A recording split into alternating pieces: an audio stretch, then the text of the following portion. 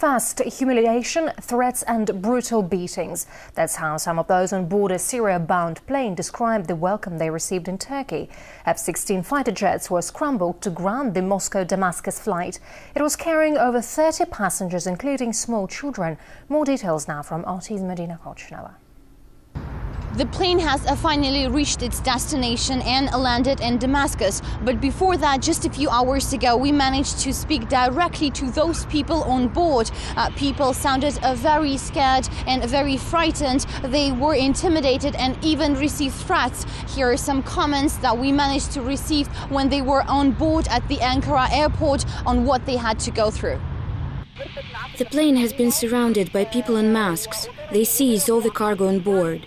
4 people have been beaten up, 2 crew and 2 passengers. They tried to force them to sign documents. We don't know what these papers are about. We are scared for the fate of the captain. He has been taken away and threatened with arrest if he doesn't sign an emergency landing paper.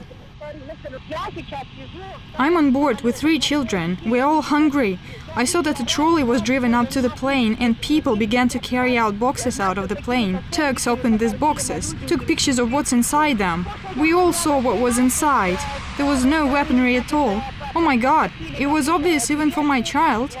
They were full of some paperwork. It is a lie about the weapons. Turkey says that the reason for such a move was the information that the Turkish intelligence received that the plane was carrying some military cargo. However, later there were some speculations that the cargo that was found contained radio equipment instead of any weapons.